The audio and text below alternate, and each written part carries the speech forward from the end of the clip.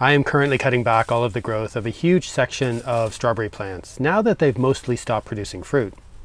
This is something that I've been doing for the past few years, and it seems to be a really useful part of managing these perennial plants. I've been growing strawberries off and on for quite a few years, with a fair amount of mediocre results and even failure early on, though we did always get some strawberries to eat. More recently, I've had some success growing in grow bags and in a large area of ground beside the older polytunnel that is now dedicated to strawberries. And this year we were able to harvest a huge amount of strawberries from this big patch of established plants, though there are still a few things that I would like to improve and to explore. Most of the gardens that make up this Red Gardens project are focused entirely on a rotation of annual vegetables. But years ago, I started a garden focused on perennial vegetables and fruit, with a full bed dedicated to strawberry plants. We did get a crop, but I hadn't focused enough on building soil fertility, thinking that these perennial plants didn't need so much fertility, at least compared to a lot of the more hungry vegetable plants. I also wasn't so good with pest control back then, and the slugs ate into quite a few of the strawberries and the blackbirds ate a lot more. These issues would have been resolvable, but I also failed to keep the scutch or couch grass out of this permanent bed of perennial plants. Once this perennial weed was established and growing within the strawberry plants, it was essentially impossible to get out. With declining yields of strawberries requiring more and more work to try to keep the weeds back, I ended up giving up on the whole bed and covered it with ground cover fabric. I had abandoned the strawberry plants and eventually gave up on that particular version of a dedicated perennial garden. At around the same time, I was experimenting with growing strawberry plants in DIY grow bags hanging in a polytunnel. This seemed like a great way to get early strawberries, keep the slugs away from the crop, and make use of the space above the main crops growing in the soil below. I got a load of used coffee bags from a local bookshop cafe, which I filled with a soil and growing medium mix, cut holes in the bottom for drainage, and planted young strawberry plants in them. I figured out a way to hang them, which I thought was quite ingenious, using a length of twine fed through 2 holes in the top of the bag and tied to short sticks. And I used bent wire to quickly hang these containers from rope tied to the polytunnel structure. This ended up being a problematic and labor-intensive way to get a small crop of not great quality berries. The main issue was watering these bags, with the plants often wilting in the heat of the polytunnel. I also wasn't great at feeding the plants back then, so the plants were quite stressed and not very productive. The bags also did not last long in the sunlight, and the method I used to hang them kept failing, and it ended up being a time-consuming hassle. So I generally consider that attempt at growing strawberries to have been a failure, but also a great learning experience. The worst part of it all was the number of people who passed by, saw these shiny, reused coffee bags filled with strawberry plants, and commented about what a great idea it was. But in my opinion, it was a horrible idea, or at least very badly executed. A few years ago, I decided to try again with growing strawberries, and I bought in plants from a nursery for 5 different varieties. I planted half of these plants in a bed of the new polytunnel, where I figured it would be easier to control pests, prevent perennial weeds from invading the bed, and to get an earlier crop.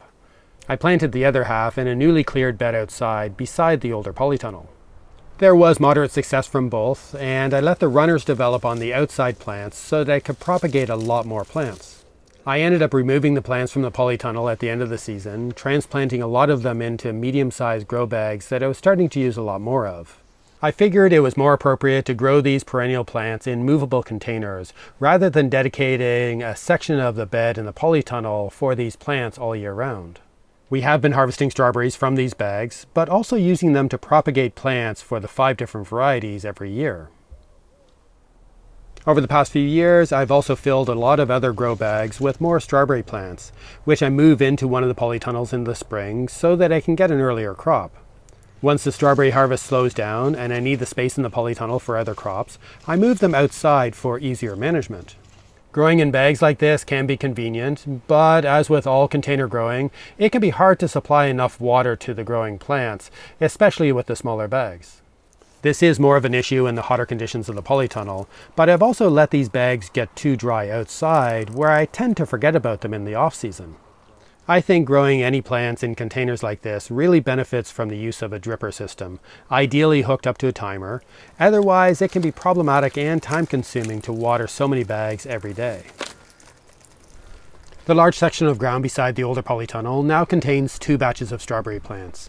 I'm growing them in a fairly conventional manner, with each plant given a fair amount of space. One double row has plants that have produced strawberries for 3 years now, and another double row has plants that just finished producing for their 2nd year. Apparently, strawberry plants like these start to drop in productivity after a few years, and it's often suggested to plant additional plants somewhere else to replace them. I'm not sure how true this is, or if it's just a strategy for trying to maximize the yield within a given area, and it would be interesting to see how long these crops will be able to produce reasonably well. But plants of some of the varieties have died, or I removed them because they were really weak, so the space is not as full of plants as it used to be. I'm planning to plant another large bed of strawberries this winter in another area, and all going well, I'll probably start to remove the plants in this older space next year after we harvest the strawberries. I'm gradually learning to manage a perennial crop like this a lot better. I found that large sheets of netting are really useful to keep the blackbirds off the crop. I've started to use an organic slug pellet, which apparently doesn't harm other wildlife, as well as a few other strategies to really try to reduce the damage caused by slugs. I've also been making sure to remove all of the runners to prevent the bed from becoming overcrowded. Last year, I cut back all the leaves in mid-August after the harvest of strawberries had mostly finished, removing the older leaves. It was also easier to remove all the runners at the same time, which otherwise would have been a time-consuming task. And with all of this growth out of the way, it was easier to clean up the crop, removing the rotting remains of any strawberries and the straw underneath, and removed any slugs in the process. This hard pruning gave me a chance to properly weed the entire space, to thin out the plants where needed, and to remove any plants that were not doing well, and to spread some fresh compost around all of the established plants. I also took the opportunity to put in drip line pipes to make watering easier while keeping fruit and foliage drier. And I've been using this drip line system to regularly feed these plants with comfrey and nettle teas and other liquid forms of fertility. There was fairly strong regrowth in the new leaves in the autumn, and I left the beds exposed to the frost over winter. In the spring, we added a fresh layer of straw around all of the plants once the soil had had a chance to warm up a bit. And we tried to get it in place before the new growth of the spring and the flower clusters started to close off the canopy, making it more difficult. Cutting back everything at once made this large area of plants a lot easier to manage, and it seemed to help the plants as well because we got a huge crop of strawberries this year. I can't believe I failed to get any footage of this crop, but we did harvest an impressive amount of strawberries from mid-June through to the end of July, with peak harvest probably happening around the first week of July. Thankfully, I got a lot of help with harvesting these strawberries, but this is one of the easiest tasks to get help with in the gardens. We picked a total of 85 kilograms, or close to 200 pounds of strawberries from a 40 square meter or 400 square foot area, not counting the strawberries that we ate while harvesting. This yield could have been even bigger, but fairly rainy conditions in July meant that we lost a lot of strawberries to mold, which was compounded by us not harvesting fast enough. And we ate a lot of strawberries at that time, processed, dried, and froze a lot more, and had a lot to share with others. This year, I paid a lot more attention to the differences between the varieties, how well they grew, and noted a lot of people's taste preferences. One variety did not seem to be as flavorful as the others, with a paler color, and the fruit seemed more likely to rot, and the plants sent out way too many runners. Another variety started to produce strawberries a few weeks later than the others, which is useful, with strong plants and very good-looking fruit, but they also didn't taste as good and less really ripe.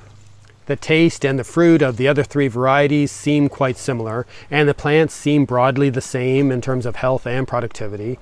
I'd probably be happy with any of these 3 varieties. I'm currently propagating new plants from 2 varieties that I like from the larger collection of plants in grow bags. And the original propagation plants of all 5 varieties continue to produce new plants for use or to give away.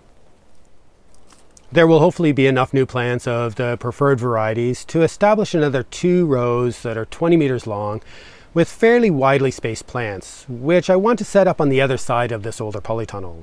I'm planning to keep the existing large bed of strawberry plants for 1 more year.